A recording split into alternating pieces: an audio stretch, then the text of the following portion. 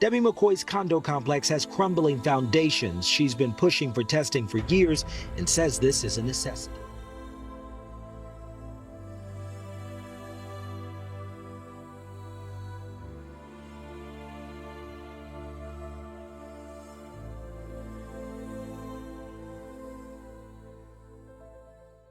Hello, I'm Debbie MacCoy, Connecticut concrete advocate for over 10 years, and we are coming up on our 11-year anniversary this July 21st, 2026, of public awareness in the state of Connecticut, and there's hopeful news from our federal government.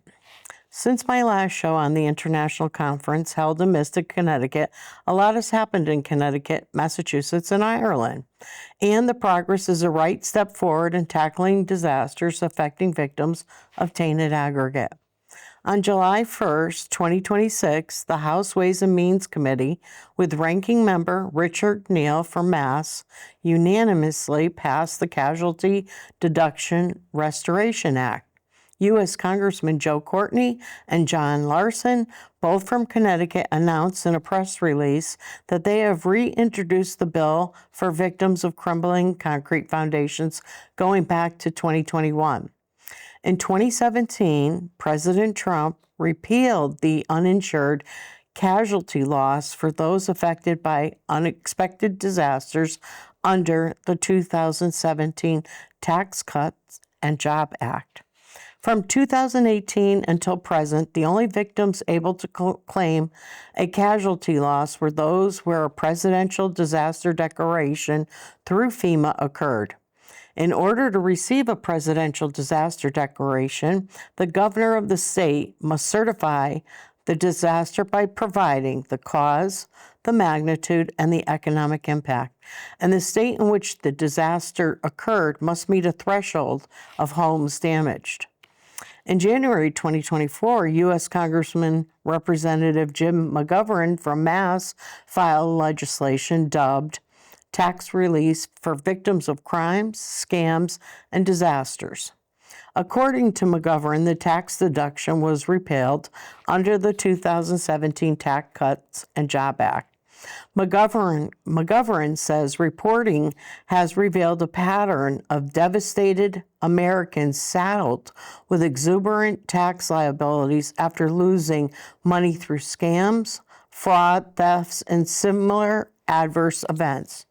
McGovern stated in an article in the Daily Hampshire Gazette, published on 1/14/2024, I visited many homes affected by crumbling concrete foundations, where families were suddenly left with exuberant, unattainable costs to ensure their home is safe. This legislation would provide immediately tax relief for those homeowners, as well as victims of scams and others suffering losses at no fault of their own. While U.S. Congressman Courtney and Larson were able to provide some relief to homeowners of crumbling concrete foundations in Connecticut after the 2017 Tax Cuts and Jobs Act repairs, up to 2021, the bulk of homes repaired were in 2022, 23, 24, and 25, and now 2026. And because of the repeal, since 2021, there have been hundreds of homeowners locked out of applying for the casualty loss. As lead advocate in the state of Connecticut, I get asked all the time, has the casualty loss been restored? Several efforts have been made, and at first success, but the remediation scheme had only just begun repairing house, so a small number of homeowners were able to apply for the casualty loss. Through our federal delegation, we have been able to have funded research on the effects of peritite on concrete through NIST, geological mapping of the U.S., federal report shows probable peritite throughout the country. That was because of our federal delegates. And then also The GAO, which is the Government Accounting Office, looked into the magnitude and economic impact in Connecticut. The CDBG funds for 100% coverage for visual inspecting or sampling and testing cores of removed concrete, a testing program through 10 of the most affected towns, and a $2 million for financial aid from the government for costs not covered by CIFSIC for low to moderate income families.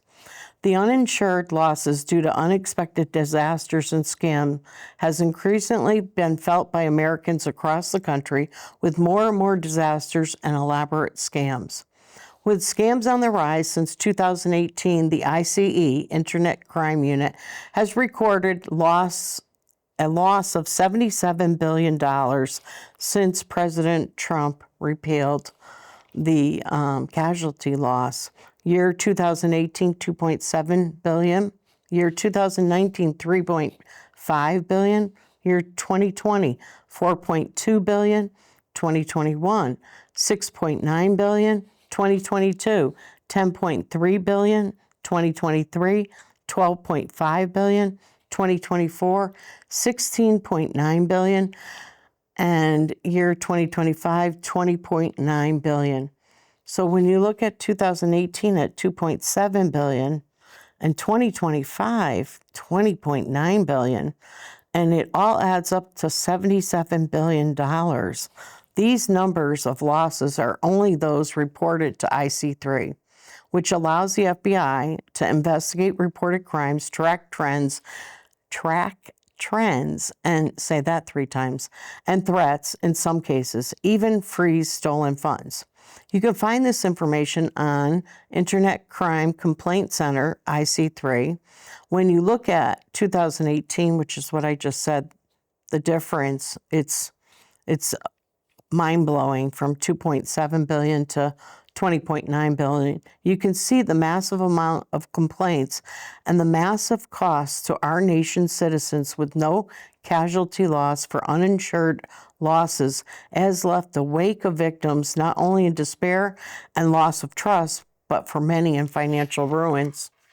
While Connecticut continues to be the model for other states or countries with regards to our remediation scheme for crumbling concrete foundations, and we are getting closer to the 1,300 homes repaired in just 7 years of our opening the doors to financial aid and support, I am mindful of what both Mass and Ireland are still facing. With Massachusetts victims fighting for a remediation scheme since public awareness in 2018, they are going on 9 years of raising awareness as well as pleading with the lawmakers in Massachusetts to set them free of being trapped in unsafe homes affected by the hazardous reactive iron sulfide mineral peritite. When there is no safety nets, no insurance, no banks, no warnings, no FEMA, and no legal recourse of any kind, as the statute of limitation has run its course, no assets from the companies to cover the magnitude, no laws broken, no consumer protection, a state has a duty to step in and provide the necessary aid. In Massachusetts, lawmakers are considering Senate Bill 3091, an act creating crumbling concrete relief for homeowners. In a public hearing on June 22, 2026, the Joint Committee on Financial Services listened to testimony from the concrete and construction industry, as well as from victims of tainted aggregate used to make concrete. And as a matter of fact, here is my submitted testimony that I typed up and sent to that committee like I do each and every year as I have since 2018. I must say this was a very productive meeting as lawmakers asked all the right questions and homeowners and industry folks provided valuable information for which the committee must digest and vote on the bill, supported by the homeowners through no fault of their own, are trapped in homes that have foundations prematurely deteriorating due to a reactive iron sulfide mineral in the host rock stone that was sourced both in Connecticut and Mass. The useful life of concrete foundations should be on average 100 years and beyond. However, with homes in Connecticut and Mass, the average lifespan of a crumbling concrete foundation affected by eternal sulfide attack triggered by peritite, pyrite oxidation, and second mineral formation has about 20 to 40 years life, but it's affected by the second mineral formation, indigite and thaumasite, which the indigite causes the hardened concrete to continuously and expansively crack, and the thaumasite causes the strength loss of the concrete. For the concrete industry, you had Craig Defunct, Executive Director for Mass Concrete and Aggregate Producer Association, who has held this position for 11 years, since 2015. Prior to that, he was a ready-mix producer and family business for 30 years in the Springfield area. His family had a concrete business. Mr. Delphine testified that up until 2022, most folks believed the quarry in Wellington, Connecticut, that also owned the ready-mix concrete company J.J. Modis in Stafford, supplied the tainted aggregate that produced defective concrete foundations. However, in 2022, that changed. A little backstory.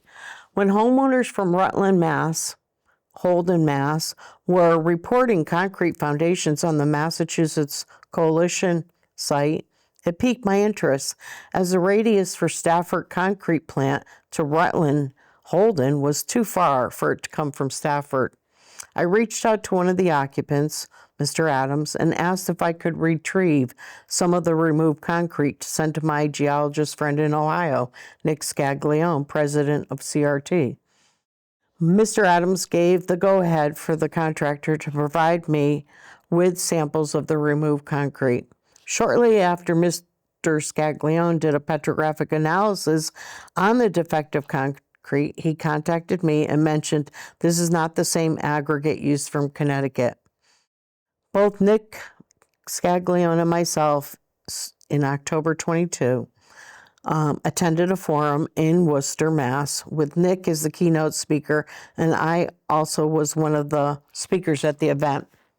I met Mr. Delphine at the forum and introduced myself, as well in attendance with Senator Ann Goby and many other lawmakers, and the state of Massachusetts geologist Steve Mabey, and the state of Connecticut geologist newly appointed Megan Seymour.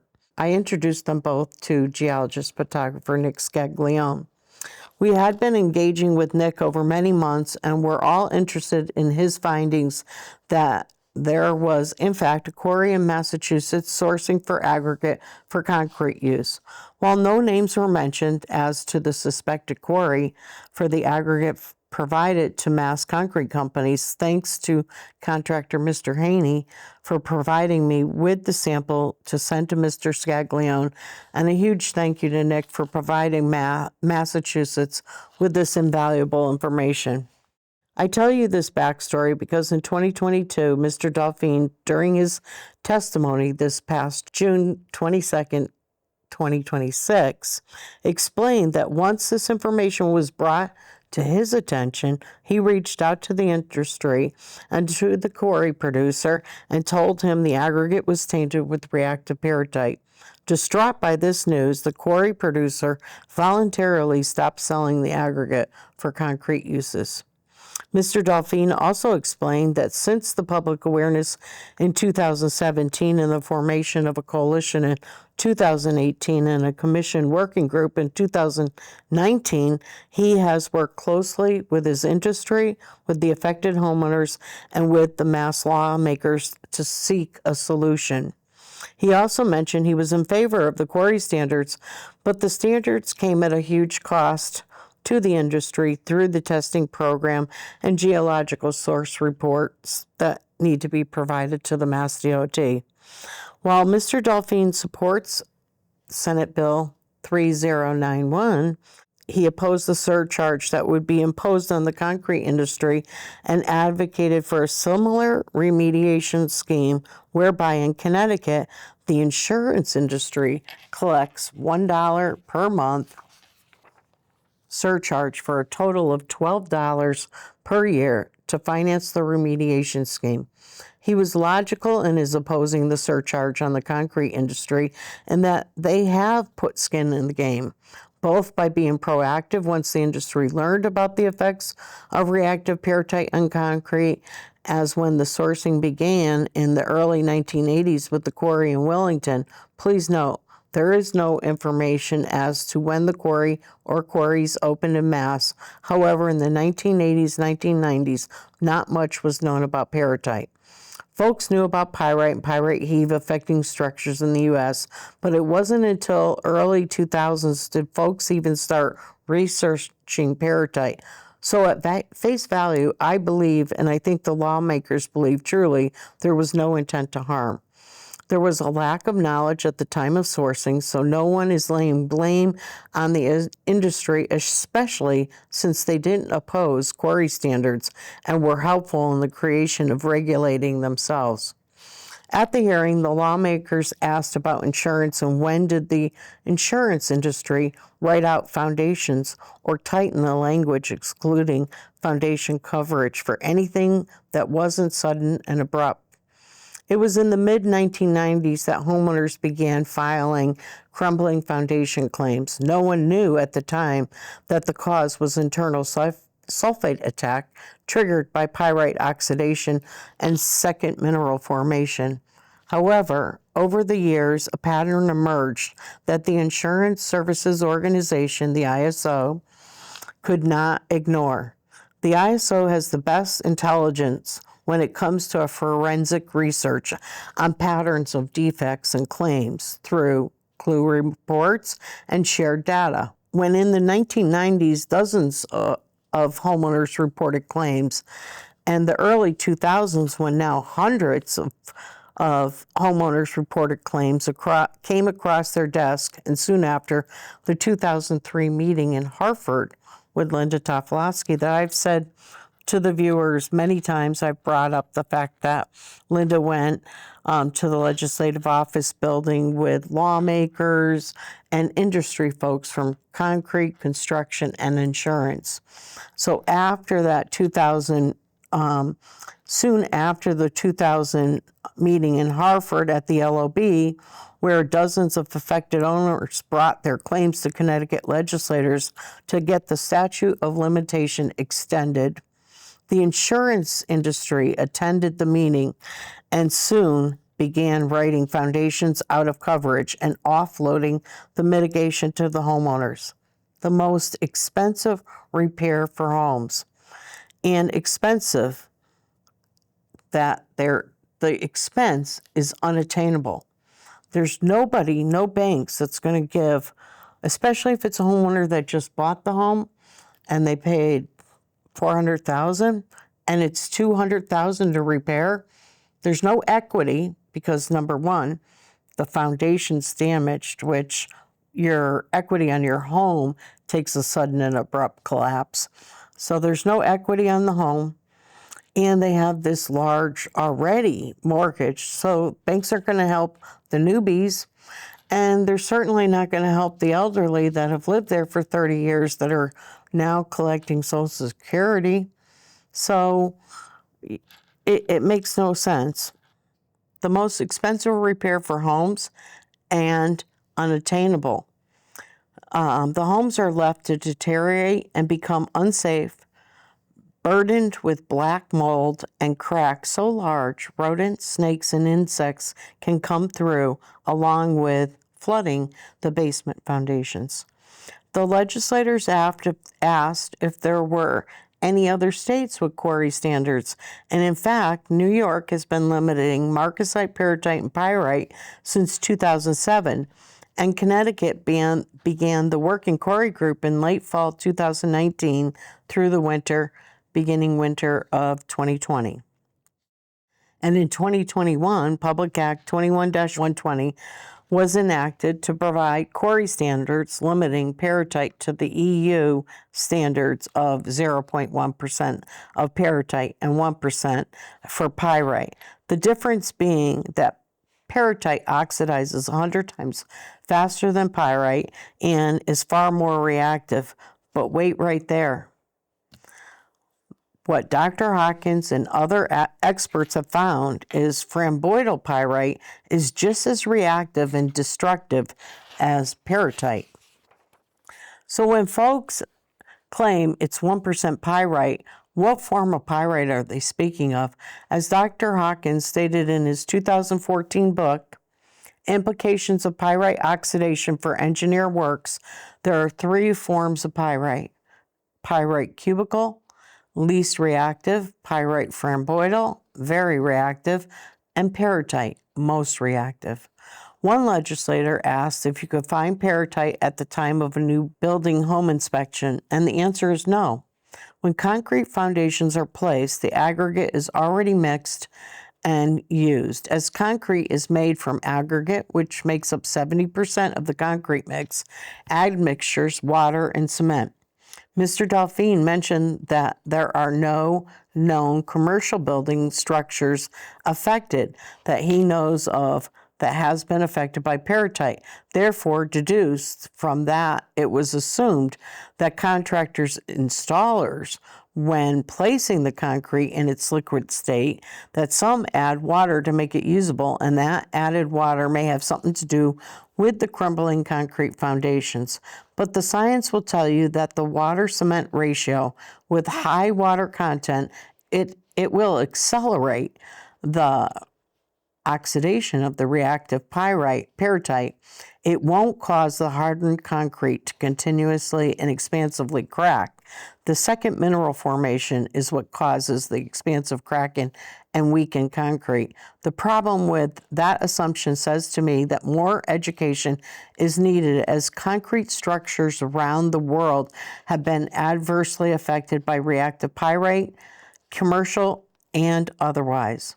In Connecticut, we have many commercial structures affected, both business and public buildings, in a couple of schools and a small bridge in Coventry, and also in Stafford. We have a dance studio, an automotive company, a firehouse, a town hall. So yes, in fact, commercial buildings have been affected, just not on the scale or magnitude as residential buildings. While I remain positive that this will be the year Massachusetts enacts a financial aid remediation scheme, I'm cautiously optimistic because it has been 9 years since public awareness. The committee members spoke with the senator that proposed the legislation, and the timeline for Connecticut was a bit skewed. So here is a comparison of both Mass and Connecticut. Connecticut, Linda Tofolowsky reported in 1995. Massachusetts, Bill and Pam Johnson reported in 1997. Public awareness, 2015 for Connecticut. In Massachusetts, public awareness, 2017. 2 years behind. Investigation, 2015 to 2016. Their investigation took place with the commission in 2019. Reassessments in 2016. Reassessments in 2018 for Mass. Public Act 17-2 remediation scheme. Commissioned work group, 2019. Public Act 18-160 Healthy Home Fund, Healthy Home and House Bill 2024 excluded abatement for peritite. 2018 captive insurance license. 2019, the captive insurance, CIFSIC, opened its doors to applicants, and approximately 100 homes repaired in first year. Since then, in 7 years, we have completed over 1,200 homes. However, in 2026, we're slated to surpass 1,300 homes repaired. Well, we had the propensity to having 38,000 homes affected. Only a fraction of that number has applied, and we figure the actual number of homes affected will rise to 3,500. With close to 3,000 applicants, we are approximately 50% done with repairs and have addressed this long-tail issue by involving all the stakeholders: concrete, construction, insurance, banking, and real estate. We have 10 public acts, with each addressing the industries: insurance, Public Act 18-160, surcharge on home policies. Also, of the largest insurers are helping with ancillary costs for their policyholders. Construction, Public Act 16-45, documentation of supplier and installer. The concrete industry, Public Act 21-120, quarry standards and limiting total sulfur content. Real estate, Public Act 18-179, residential disclosure report. Banking, Public Act 19-192, supplemental collapsing foundation low interest bank loans. We also afforded a $175,000 study for non-residential structures to see how many commercial buildings affected.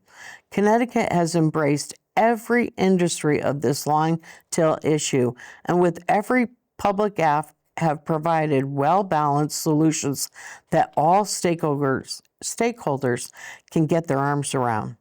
I wish Massachusetts all the best and appreciate folks like Senator Durant, former Senator Ann Goby, Representative Ash, and Chairs Feeney and Murphy on the Joint Committee on Financial Services for asking all the right questions and looking for answers that will educate their decisions going forward. I also appreciate any industry, but especially the mass concrete industry, for their steps taken thus far in stopping the bleeding and the source or sources that may have inadvertently sourced where a mineral vein of peritite lay in the host rock stone.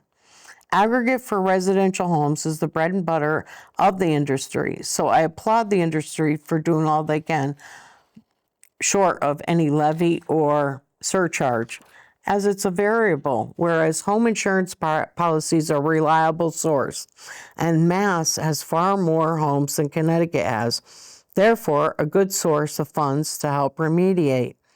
With $20 million per year, it averages 200 plus homes that can be remediated, and homeowners can move on with their lives after the diagnosis has kept them trapped in unsafe homes that will eventually affect the entire structure of the home and cost so much more. On to Ireland and the news since the May International Conference. On June 2nd, 2026, the government announced that NSAI, National Standard Authority Ireland, Committee had completed their review on the research that began at the end of 2021 through 2024, and the review of that research with that committee took the entire year of 2025 to the completed amendment of the Irish Standard IS 465-2018. The reason I say 2025 is because there was a consultation period and homeowners and experts could submit. And I did a submission as well. It's in one of these folders in front of me. And I sent it into NIST to the technical committee that was in charge of amending IS 465-2008. I believe the TC committee was number 63. And they, the Department of Housing Minister announced in November 2021 that he wanted to fund a research project. So in 2022, I reached out to at the end of 2021, I reached out to some of my geologist friends in Yukon and Laval and in the USA, and asked if they would join a large Zoom meeting in January. And we had like 22 people on that Zoom call, organized by Professor Paul Dunlop of Ulster University and Eileen Doherty. So they reached out, asked if I could reach my counterparts, my friends that are in the that are geologists and photographers, and I followed up with it, and we had the meeting. And from 2022 through 2024, I mean, they had it all done. They knew in 2022 that it was internal sulfide attack and that it was caused by peritite.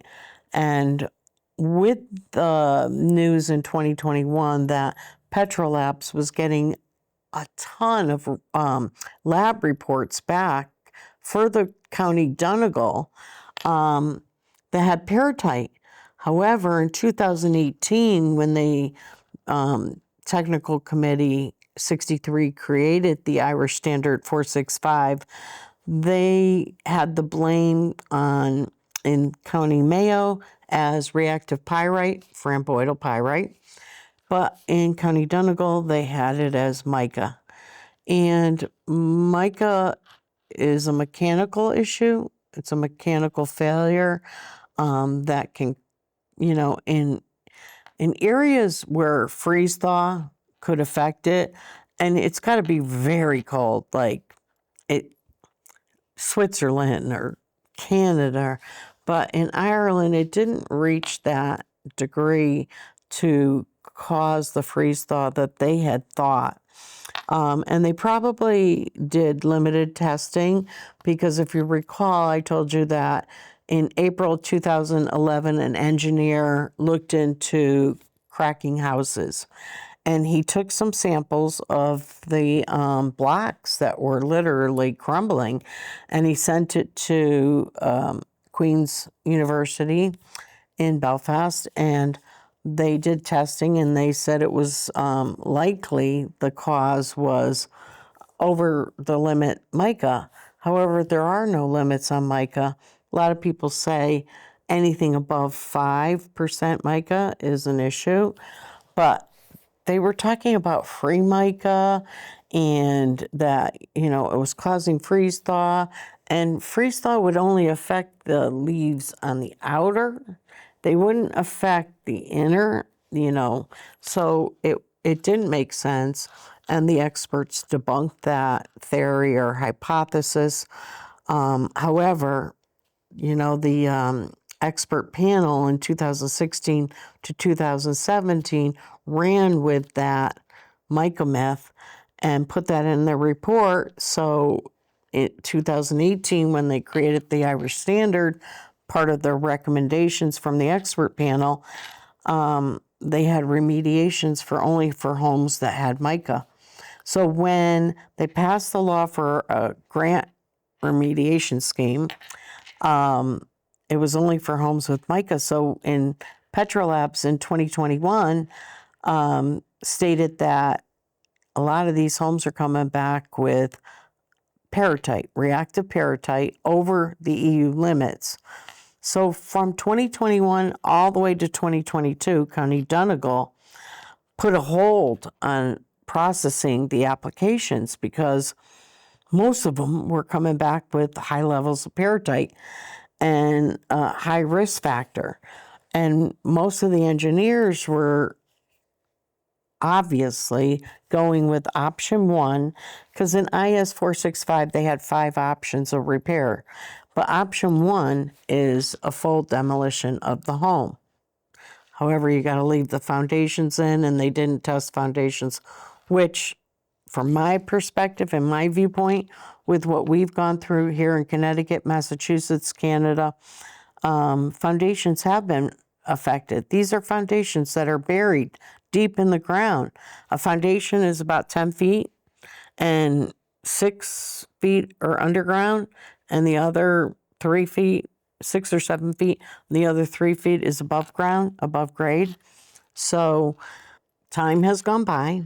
IS 465 has been researched, and I'm happy to announce that June 2nd, it was finally amended.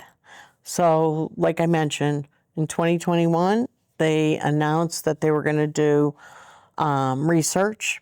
2022, there was a consortium, Laval, University of Connecticut, EMPA, University of Ulster, and CRT, president of CRT, Nick Scaglione. So that consortium was doing the research with GSI, Geological Survey Ireland, and together they provided the government and NSAI with their findings, and they communicated with the government and NSAI from 2022 when we went there in November. And then there was a paper written by Dr. Andres Lehman et al. And they, debunked the mica theory, and he just described what was happening: internal sulfide attack triggered by peritite oxidation and second mineral formation, indicite thaumasite. So now the good news is it has been amended. And that day, the next day, so this is the amended IS 465. This is Donegal Daily with Professor Paul Dunlop. Revision of defective concrete block standard welcomed as significant science progress. Pyrite Group welcomes revised standard for defective concrete blocks. All of the headlines, the jubilee, everything was just absolutely mind-blowing. And it reminds me of what my friend Linda Tofolowski said to me. And she said, Debbie, because I got knocked down a lot. And she said, Debbie, a crisis like this, it's like being on a roller coaster. You have high highs and low lows. And we were on a high for Ireland. And I was so proud of Professor Paul Dunlop for everything he had done.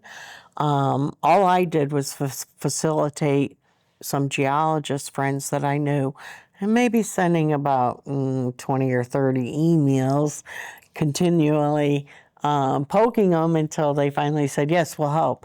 But that was it. Professor Paul Dunlop, Ulster University, EMPA, Dr. Andres Lehman, a lot of time was put into this. And it came because Petrolabs did due diligence when they were doing the testing.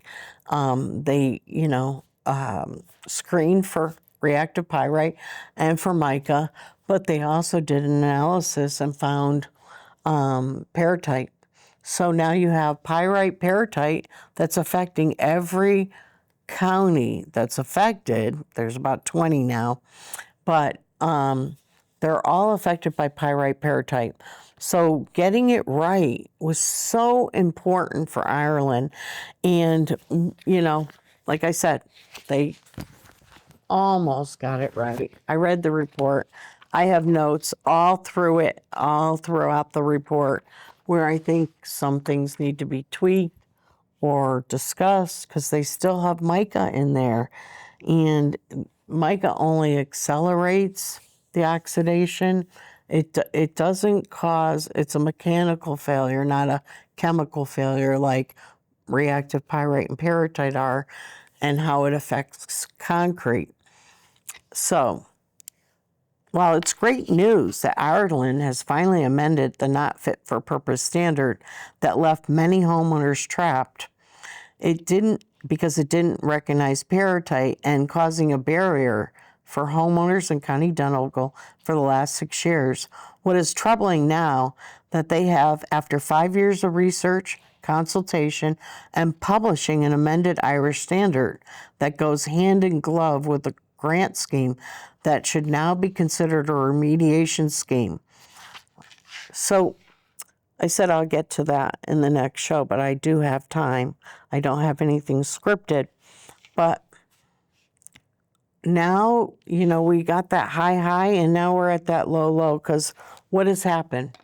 Just like in 2021, November 2022, November 2021, all the way till December 2022, DCC held on to the applications.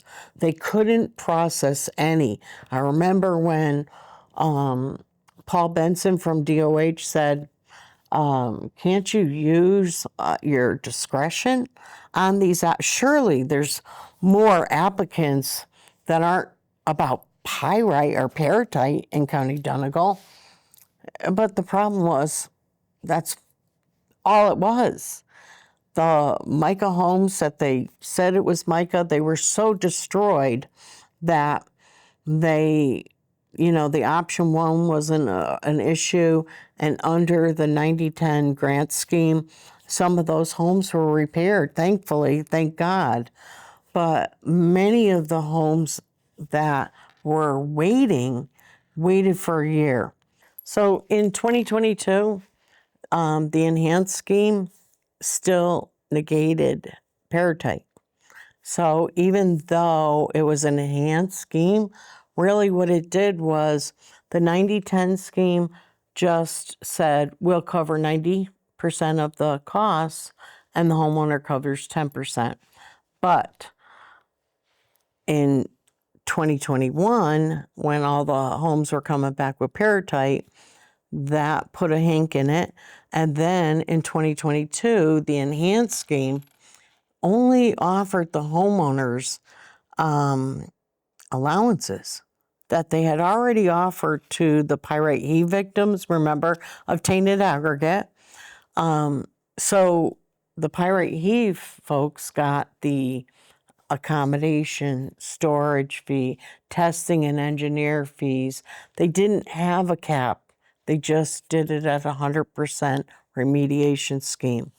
For the folks in Donegal and Mayo, the defective concrete block grant scheme, they just offered them 90-10 with the homeowners having to pay for the engineer and sampling and testing. That was coming out to be about $7,000.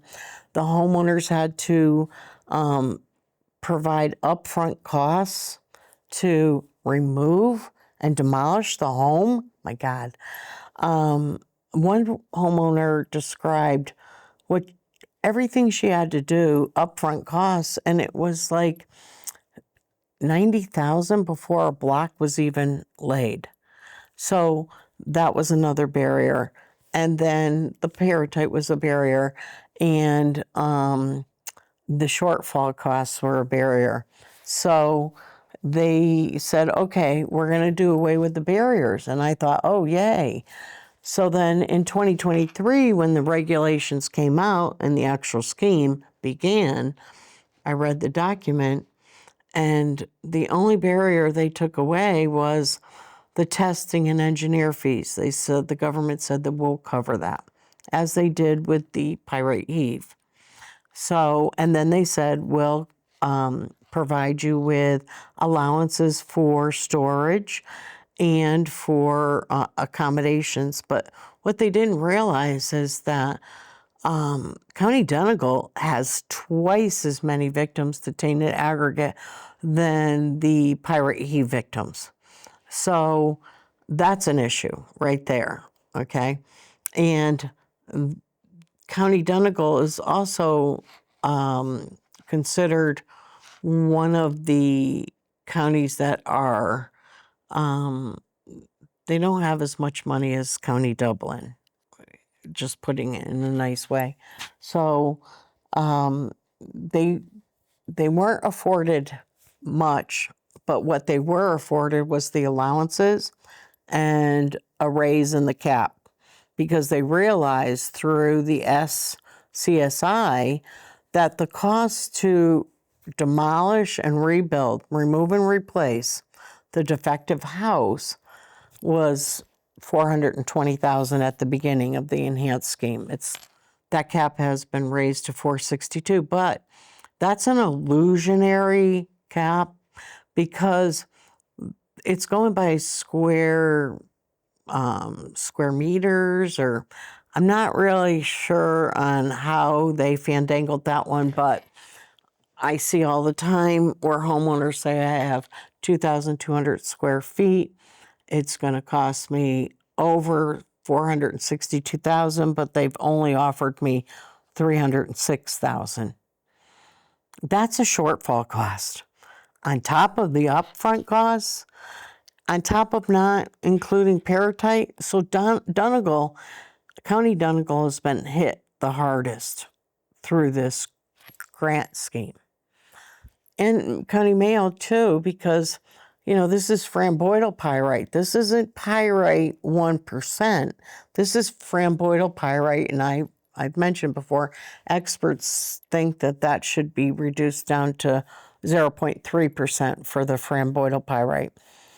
So now we've got that amendment, but it says now, finally, they've talked about foundations.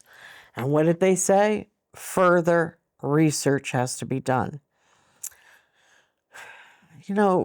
Somebody skeptic like myself, after dealing with Ireland for over 10 years, is that there's so many delays. So I see this as another delay.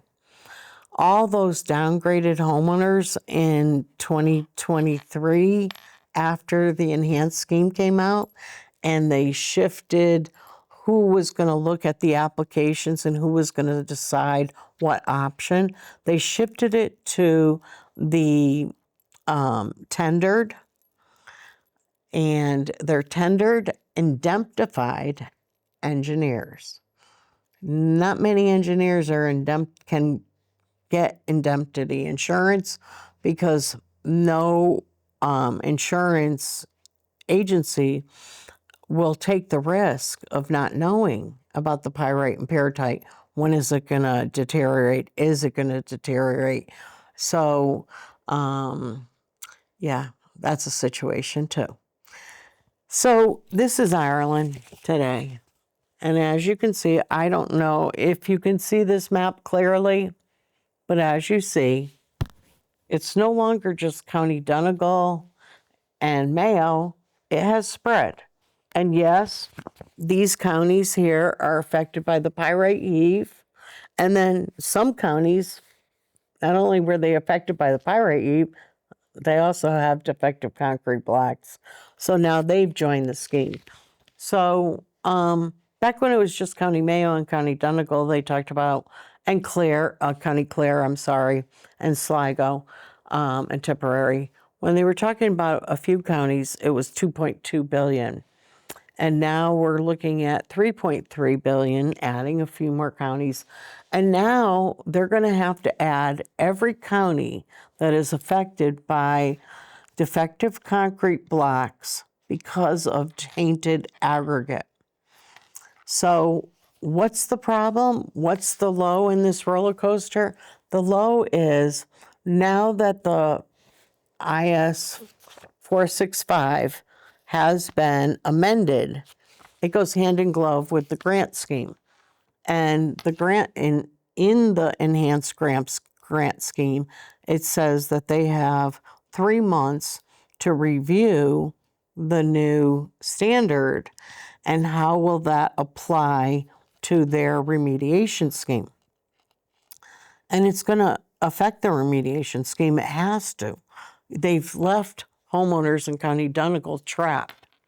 Now another hitch is they finally realized that foundations should have been tested at the same time the entire home was. And I've sent several foundation samples to friends here in USA, and they've tested them. To Panjana, thank you very much for helping the homeowners in County Mayo and County Donegal. Because without you testing these foundations and the consortium, we wouldn't know that the material in the foundation is the exact same as that is in the defective concrete blocks. So I believe the remediation scheme is going to address foundations and mandate that at least they have to be tested. But the risk is still there because you're still leaving behind defective material. And no banks are going to help with that. No insurance is going to insure with that risk still in the home. And remember that saying I said something about a ticking time bomb? Why are you going to leave it there till it explodes when if you test and you see that it does clearly have the peritite And you do know that countries like the USA, Connecticut, Mass, and Canada have foundations buried that are affected with higher quality concrete than, I personally wouldn't risk it. Why not do it all at the same time while the contractors are there? Just remove it all and replace it. But here in Connecticut, New York, Massachusetts, we have limited total sulfur content, and we've enforced it. The state of Connecticut Department of Environmental Protection, the state geologist receives the GSR reports from our quarries that source for aggregate for concrete use. Massachusetts, the Mass DOT receives the reports, and the Mass industry has taken it aboard. They're being responsible. But in Ireland, the magnitude, this magnitude of homes affected, beginning in 2003, when they allowed quarries to self-regulate for the past 23 years, this is on the government. They are culpable for the magnitude, whereas the industry is culpable for what has happened. However, because it's pyrite and peritite, plain and simple. Those are the two reactive iron sulfide minerals that has caused the crisis in Ireland. That's it. It's not mica.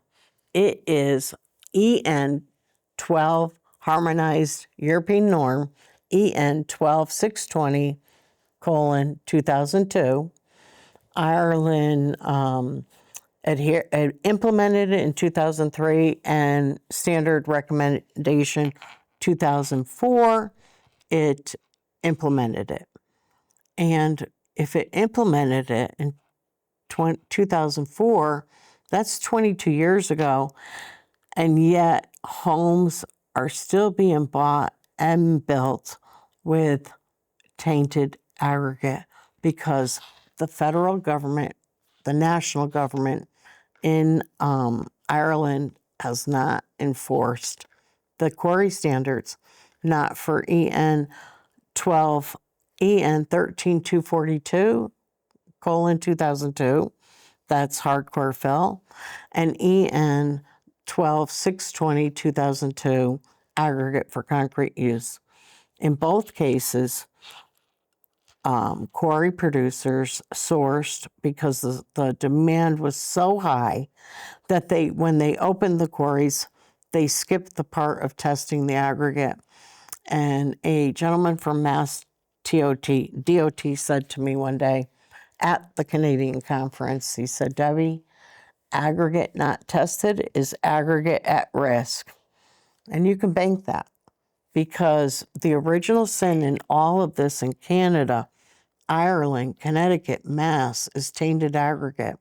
That's the bread and butter for the industry. So I applaud the Canadian industry. I applaud the Connecticut and Massachusetts concrete industry for being responsible and proving their quality by providing the GSR to the designated cognizant departments. In Ireland, they're still, they said market surveillance is reactive. We only act on a complaint. They should be proactive so that there's not a magnitude of 20 counties affected. Homes in these counties, homes that cost €500,000. I mean, it's only because the construction cost. And one last thing I have to say, they need to provide money for value, value for money, and also, like they did with the pyrite heave, they need to have an annual report that's transparent, that shows exactly where the money goes, because they praise themselves and pat themselves on the back and say, oh, we've put out 253 million already. Okay, but where did that money go? Where? Because right now the construction costs is the wild, wild west. Here in Connecticut, it's not like that. The captive insurance pays the contractor directly, and they're very involved in who did you choose? Is it one of the verified through CROG? And are they doing it properly? And they give them 50% of the costs right up front so that the contractor can hire the lift company and hire subcontractors and move forward. We have a successful program. That's what I'm hoping for Massachusetts. With all my heart, I'm hoping since 2018. I have been hoping and praying and doing everything I can do on my end from Connecticut, reaching over to Mass to help, and on my end from Connecticut, reaching over to Ireland to help. I thank you for joining me today. And next time, we'll talk more about Massachusetts, maybe passing S 3091, Senate Bill 3091. Hopefully, they'll have a remediation scheme, and next year they will be rebuilding homes. Thank you, and goodbye.